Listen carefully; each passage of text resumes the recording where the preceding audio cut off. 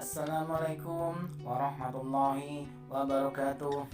Apa kabar semuanya para penikmat channel Tobat 100% yang saya cintai dan selalu dimuliakan oleh Allah SWT. Pastinya saya selalu mendoakan kalian semua semoga panjang umur, sehat keluarga, banyak rezeki, dijauhkan dari segala bentuk musibah dan diberkahi hidupnya oleh Allah SWT. Amin amin ya rabbal alamin. Pada kesempatan kali ini saya akan menjelaskan mengenai ateis bertanya, siapa yang menciptakan Allah? Jawaban pemuda ini bikin ateis diam tak berkutik. Namun sebelum saya menjelaskan, alangkah baiknya kalian terlebih dahulu mendukung channel Tobat 100% ini agar tidak ketinggalan mengenai amalan, zikir, wirid, dan doa-doa sesuai dengan ajaran Rasulullah SAW dengan cara tekan tombol seperti berikut ini.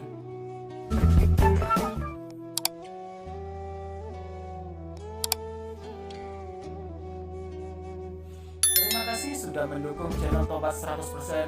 Semoga channel ini selalu membawa keberkahan dan menjadi tempat terbaik dalam mencari ilmu agama Islam ke depannya. Amin amin ya rabbal alamin.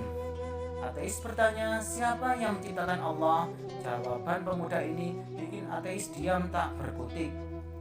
Allah SWT telah menciptakan jagat raya beserta makhluk-makhluknya dengan bentuk yang berbeda-beda. Semua makhluk yang diciptakan Allah SWT diwajibkan untuk tunduk kepadanya dengan menjalankan semua perintah-perintahnya dan menjauhi segala larangannya.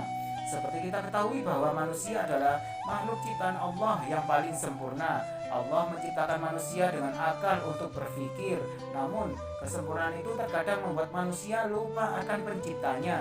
Terkadang, ia menggunakan akal pikirannya untuk memikirkan hal-hal yang di luar kemampuannya. Pikiran tersebut membawanya kepada pertanyaan-pertanyaan yang di luar batas kemampuan akalnya. Bahkan mustahil jika dijawab hanya menggunakan akal pikiran. Seperti misalnya bertanya mengenai siapa yang menciptakan Allah, bagaimana rupa dan wujud Allah, dan lain sebagainya. Dikisahkan pada waktu itu ada seorang ateis atau orang yang tidak percaya akan eksistensi Tuhan memasuki sebuah masjid. Tidak lama kemudian ia mengajukan 3 buah pertanyaan sekaligus kepada jamaah yang ada di masjid. Namun dengan persyaratan bahwa pertanyaannya tersebut tidak boleh dijawab menggunakan dalil, melainkan harus dijawab dengan akal. Pada dasarnya memang orang ateis selalu mengukur segala sesuatu hanya menggunakan akal. Ia ingin ada bukti-bukti ilmiah yang nyata yang bisa ditangkap oleh nalar manusia atau akal pikiran. Mereka juga beranggapan bahwa dalil-dalil hanya dipercaya oleh para pengikutnya saja. Oleh sebab itu, orang ateis tersebut memberikan syarat agar pertanyaannya tadi tidak boleh dijawab menggunakan sebuah dalil. Ia menentang jamaah yang ada di masjid untuk menjawab pertanyaan berikut. Yang pertama, siapa yang menciptakan Allah? Bukankah semua yang ada di dunia ada karena ada penciptanya? Bagaimana mungkin Allah ada jika tidak ada penciptanya? Yang kedua, bagaimana caranya manusia bisa makan dan minum tanpa buang air? Bukankah itu janji Allah di surga? Yang ketiga, kalau iblis itu terbuat dari api, lalu bagaimana bisa Allah menyiksanya di dalam neraka? Bukankah neraka juga terbuat dari api?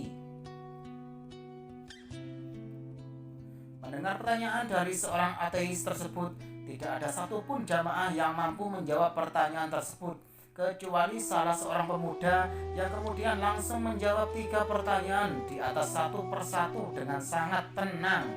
Jawaban untuk pertanyaan pertama, pemuda itu berkata, apakah engkau tahu dari angka berapakah angka 1 itu berasal? Sebagaimana yang kita tahu bahwa angka 2 adalah hasil dari 1 tambah 1, atau angka 4 yang berasal dari 2 tambah 2. Kamu tahu bahwa angka 1 itu adalah bilangan tunggal yang bisa menciptakan angka lain. Akan tetapi dia tidak bisa tercipta dari angka apapun. Lalu apa yang membuatmu sulit untuk memahami bahwa Allah itu zat maha tunggal yang maha pencipta tapi tidak bisa diciptakan? Mendengar jawaban dari pemuda tersebut, orang ateis hanya terdiam, tidak berkutik tanpa memberikan komentar. Kemudian lanjut jawaban kedua, pemuda tersebut bertanya kepada orang ateis, apakah ketika di dalam perut ibu kita dulu makan dan minum? Kalau memang kita makan dan minum, bagaimana kita tidak buang air di dalamnya? Lantas apa yang membuatmu sulit untuk percaya bahwa di surga kelak kita akan makan dan minum juga tanpa buang air? Lanjut ke pertanyaan ketiga. Momen ini seketika membuat orang ateis terkejut, sebab ketika menjawab pertanyaan ketiga ini, pemuda tersebut tiba-tiba menamparnya dengan sangat keras. Sudah jelas ia merasa kesakitan dan marah-marah kepada pemuda tersebut. Lalu pemuda tersebut berkata, "Tanganku ini terlapisi kulit dan tercipta dari tanah. Begitu juga dengan pipimu, sama-sama terbuat dari kulit, dari tanah juga.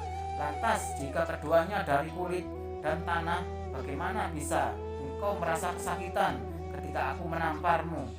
Bukankah keduanya juga tercipta dari bahan yang sama, sebagaimana iblis atau setan dari api di neraka?"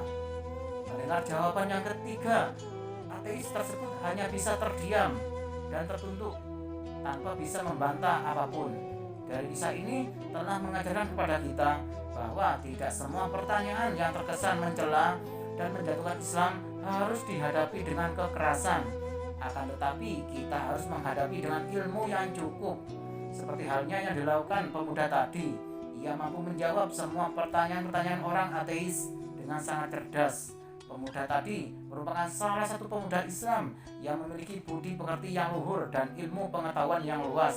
Lantas, siapakah sosok pemuda yang menjawab pertanyaan tadi? Menurut sumber yang diambil, ada yang mengatakan bahwa pemuda tersebut adalah Imam Abu Hanifah. Demikianlah penjelasan dari saya yang diambil dari berbagai sumber terpercaya. Semoga menambah keimanan kepada Allah SWT. Apabila ada salah kata atau penjelasan yang kurang dari saya mohon maaf yang sebesar-besarnya, karena saya tidak sempurna. Kesempurnaan hanya milik Allah SWT.